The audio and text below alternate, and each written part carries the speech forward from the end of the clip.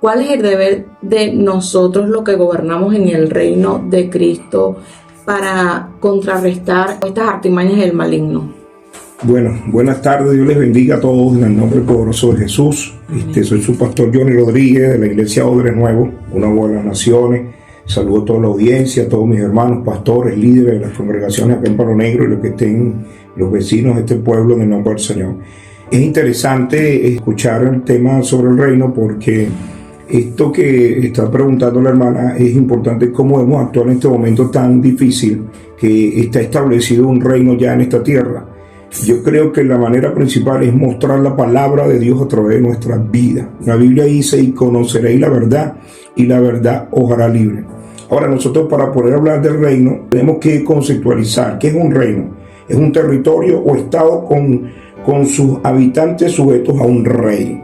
Tiene que ver territorio, estado, tiene que ver con economía, tiene que ver con política, tiene que ver con monarquía, tiene que ver con una ideología. Ahora, en el principio, Dios dejó a Adán y Eva con un propósito en el Edén. No fue solamente hacer un Edén para que no. El Edén era parte primordial de lo que es el reino de Dios. Ellos estaban acá como mayordomos para establecer el reino de Dios acá en la tierra. Por eso Dios le dio recursos, Dios le hizo la tierra en 6 días, hizo todo lo que hizo y dijo Dios: es bueno. Y la única parte donde Dios dice que no es bueno era cuando dijo que el hombre no debería estar solo. No es bueno que el hombre esté solo. Pero cuando lo juntan en el Edén, llega y le dice en Génesis capítulo 1, versículo 28, y los bendijo Dios. Los bendijo Dios, le dio fructificar, multiplicar. Era la dirección que ellos tenían para establecer el reino de Dios. Ya en ellos venía la capacitación, ya ellos venían. Pero ¿qué pasó acá?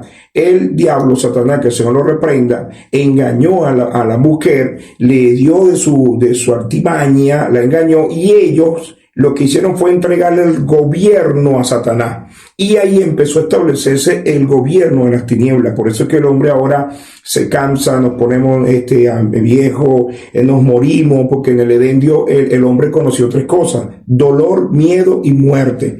Entonces, ¿qué es lo que ha traído el gobierno o el reino de las tinieblas? Muerte, porque la Biblia dice: el alma que pecare, esta morirá. Ahora está establecido que los hombres mueran una sola vez y después venga el juicio. Esto es lo que ha traído todo: la desobediencia, que se deprimió, se cortó la relación con Dios, con el verdadero rey. Ahora aparece Jesucristo, y allá en Mateo capítulo 3, versículo 2, aparece Juan el Bautista y diciendo: arrepentíos, porque el reino de los cielos se ha acercado. Esta palabra no existía todavía en el Antiguo Testamento. Viene Juan, que es el profeta que va a acomodar el camino para la venida de Cristo, y viene y le dice: arrepentíos, porque el reino de los cielos se ha acercado. ¿Cómo me acerco yo ahora al gobierno de Dios? ¿Cómo me acerco yo al gobierno, al reino de Dios? Arrepintiéndome. Es la única manera, nacer de nuevo. El Señor dijo: si la semilla no muere, no puede tener fruto. Ahora, Nicodemo llegó y le preguntó al Señor Jesús: bueno, ¿cómo hago yo para nacer de nuevo? Tengo que volver nuevamente al vientre de mi madre. ¿Cómo voy a hacer? Y él le dijo: oye, Nicodemo, tú eres maestro, chico, no vas a entender estas cosas. Y le dijo: aquel que no naciere de nuevo como un niño, no entrará al reino de los cielos. ¿Qué significa esto?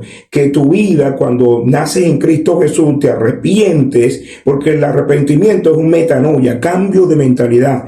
Al momento que ya tú confiesas a Cristo como Salvador, ya no vas a pertenecer más a ese reino. Ahora ya deja la estructura de las tinieblas, ya no vas a vivir conforme a lo que dice el mundo, sino que ahora vas a vivir conforme a la palabra de Dios. Ahora, Jesús, nace esa transformación. Hay una transformación en la persona. En el libro de Mateo capítulo 4, versículo 17, Jesucristo, cuando comienza su ministerio, él comienza con el ministerio como lo dejó Juan. Juan muere y él agarra el ministerio. Desde entonces comenzó Jesús a predicar, a decir: arrepentidos, porque el reino de los cielos se ha acercado. Los discípulos también, en el libro de Hechos, ellos continuaron después de la muerte de Jesucristo, continuaron también predicando sobre el reino de los cielos. En Hechos capítulo 3, versículo 19 al 20 dice: así que arrepentíos y convertíos, para que sean borrados vuestros pecados, para que vengan de la presencia del Señor tiempos de refrigerio. y Él envía a Jesucristo que fue antes anunciado. Jesucristo es el principio y el final. El centro del reino es Cristo. Para nosotros recibir a Cristo, por eso es que toda la palabra para poder entrar al reino es arrepentido. Oye, hermano, pero ¿cómo me arrepiento? Bueno, aceptando a Cristo como único y suficiente Salvador. Así que todo aquel que confiese el nombre de Jesucristo será salvo. Este es un reino que depende de la confesión de tu boca, que tu corazón lo confiese, que has creído en Jesucristo. Ahora, ¿qué trae este reino? Confesión, pero tienes que creer. Una de las cosas que trae este reino es fe. Porque sin fe es imposible agradar a Dios. Y si no cree, es imposible. Dice la Biblia que el que cree ya tiene salvación, pero el que no cree ya ha sido condenado. Entonces este mundo, todo este reino depende de tu confesión, de tu arrepentimiento, para que te puedas acercar a este reino y entrar y disfrutar de una vida plena en Cristo Jesús, Señor nuestro. Entonces nosotros tenemos que saber que este reino, como tenemos el reino de las tinieblas acá en el mundo y ahora tenemos el reino de los cielos acá también, entonces vamos a tener una lucha con la política, con lo económico, porque la economía del reino es muy diferente a la de nosotros. Por ejemplo, un tic solamente, la economía del reino dice, la del reino de los cielos, da y se os dará, pero la economía del mundo dice, ahorra, guarda dinero y trabaja mucho. Eso es lo que dice la economía del mundo. Guarda dinero y guarda dinero y guarda dinero. Ahora, la economía del reino que dice, da y se dará. De lo que tú tienes, sé generoso, sé bondadoso. Es un principio del reino. La cultura del reino es muy diferente. El folclore, el idioma del reino. Dice que tenemos lengua cuando somos bautizados por el Espíritu Santo. El reino de los cielos tiene un lenguaje. El lenguaje principal está en la palabra de Dios. Por eso, el fundamento de nuestra fe para todo cristiano que ha entrado en el reino de Dios es la Biblia. No hay otro fundamento. Sí. Porque no se puede poner otro fundamento sobre el que está puesto, que ya está puesto, es Jesucristo nuestro Señor. Entonces este reino tiene un fundamento principal y está en la muerte y resurrección de Jesucristo. ¿Y para qué suceden todas estas cosas? Porque las personas necesitan saber de que necesitan salvación, necesitan vida eterna, necesitan ser limpios del pecado. El pecado es la condición humana que nos llevó a pertenecer al reino de las tinieblas y ser servidores y esclavos de Satanás. Mientras tú no recibes a Cristo, tú eres servidor de Satanás. Oye, pastor, ¿cómo va a ser yo? No, sí. Mientras tú no recibes a Cristo, eres servidor. Porque si tú no sirves en el reino de Dios, entonces estás sirviendo en el reino de Satanás. Ahí nos ponen en los comentarios, cuando trabajas con cultura del reino, todo fluye. Así es. Así es, porque toda la cultura del reino está basada en la palabra, en los principios bíblicos. La palabra de Dios nos va a dar a nosotros las armas para nosotros poder luchar en esta vida, para poder estar trabajando, para poder, habla de sanidad, habla de milagro, habla de proyectos, de planes, de sueños. Cuando nosotros colocamos, por eso es que Jesucristo dijo, yo soy el camino y la verdad y la vida, y nadie va al Padre sino por Él. Él es el Rey. Él es el Rey. Ahora, cuando nosotros vemos todo el desarrollo de la palabra de Dios, nosotros vamos a ver un reino, un sacerdocio de reino. Está en Éxodo capítulo 19, versículos 5 y 6. Dice, si oyeres hoy mi voz, yo te haré un reino, un tesoro, un tesoro especial para mí, un sacerdocio real. Después dice en Apocalipsis capítulo 1, versículo 6, y nos hizo reyes y sacerdotes. Pero ¿cómo logro esto, pastor? Recibiendo a Cristo como único y suficiente Salvador. Ese paso hay que darlo, porque en ese paso viene la libertad de ya no pertenezco a las tinieblas. Pero pastor, yo soy buena persona y hago buenas obras. No. Mira, en el año 1516, cuando Lutero se levantó y colocó las 95 tesis en la iglesia de Wittenberg allá en Alemania, esa fue una de las cosas que luchó Lutero, porque la iglesia católica había instituido que la gente se salvaba por medio de las obras. Nosotros no seremos salvos por buenas obras, nosotros seremos salvos porque recibimos a Cristo, y es por medio de la fe, es por medio de gracia. Gracia es algo que no nos merecemos. la gracia, la misericordia de Dios está en algo que no nos merecemos, y Él vino a nosotros no fuimos a Él. Tú puedes regalar no sé cuántas arepas, tú puedes hacer no sé cuántos ayunos, tú puedes hacer toda la obra que tú quieras, pero esa obra no te va a salvar. Lo que te va a salvar a ti es creyendo en Cristo Jesús y aceptándolo, confesando el nombre de Jesucristo en tu vida. Ahí tienes acceso, porque naces de nuevo, y aquí todas las cosas son hechas nuevas, y entonces entras a participar de las bondades del reino de los cielos. Qué hermoso es hablar del reino de los cielos. Ahora miren, el reino tiene decreto, el reino tiene palabra, el reino tiene a Jesucristo. El centro de todo esto es Jesús de Nazaret. Hay una palabra en Efesios capítulo 5 que quiero dárselas en el nombre del Señor.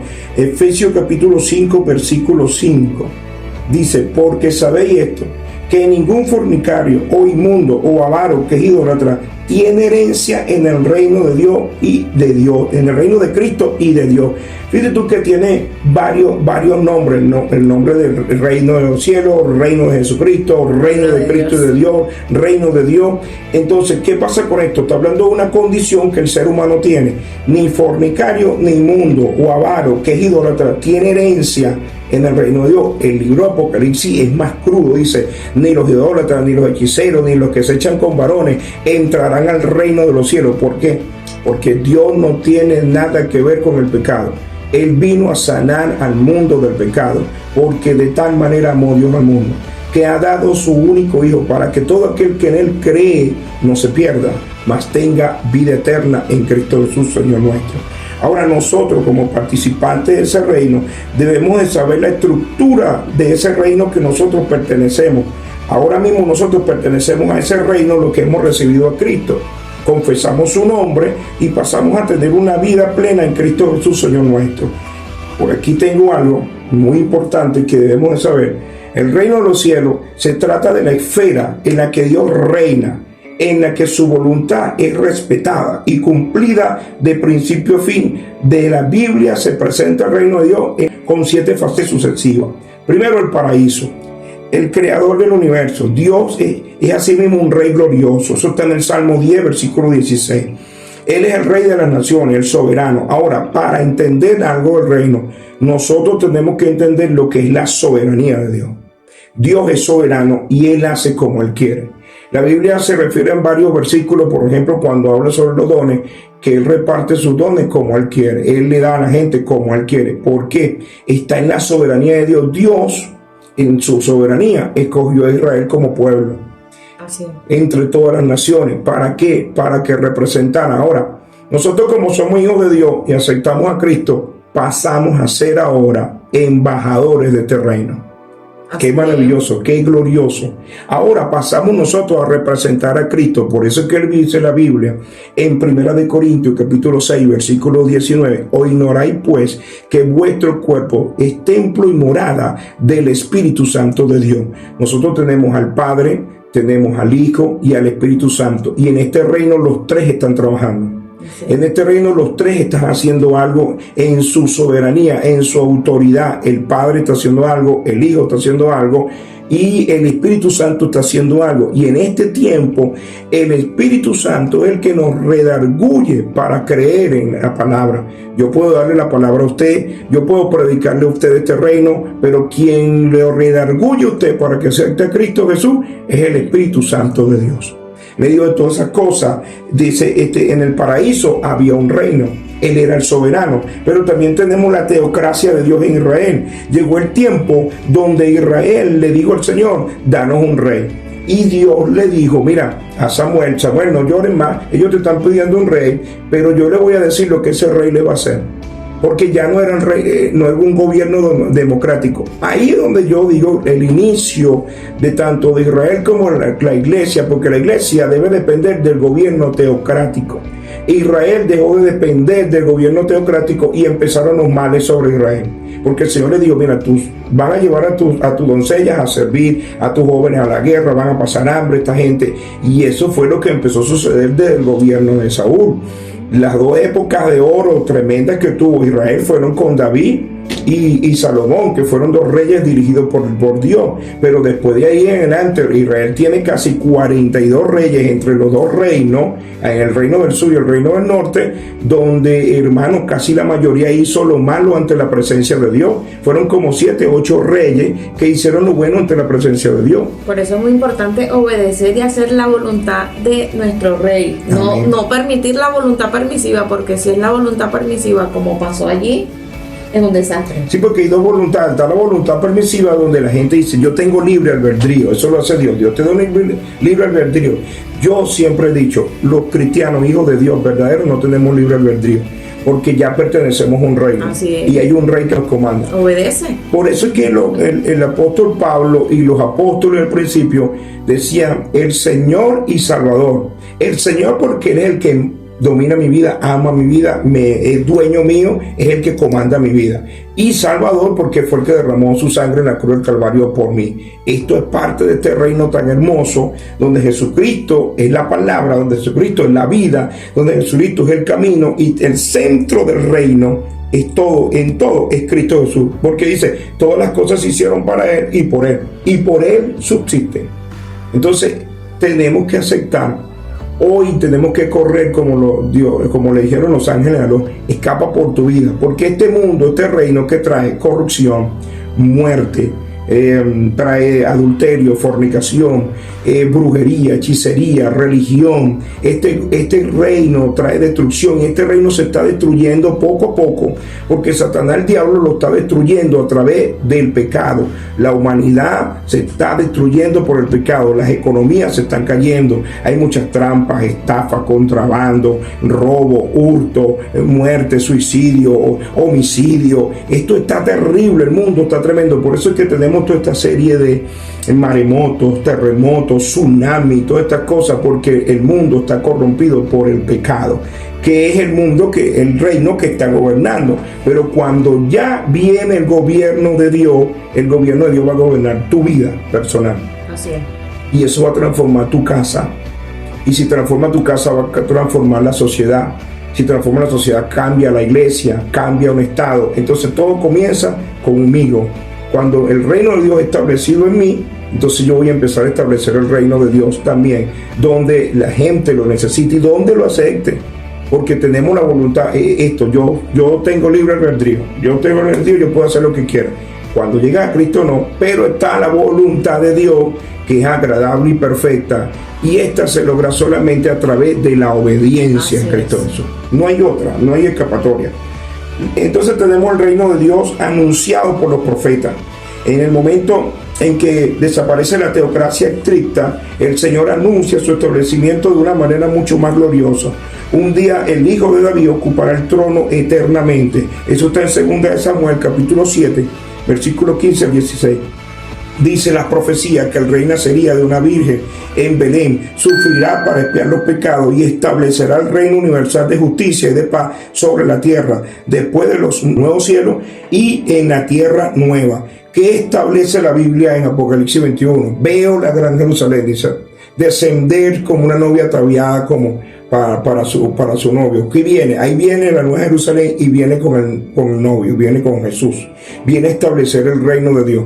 Nosotros actualmente estamos en la dispensación de la gracia, pero ya pronto estaremos en la dispensación milenial,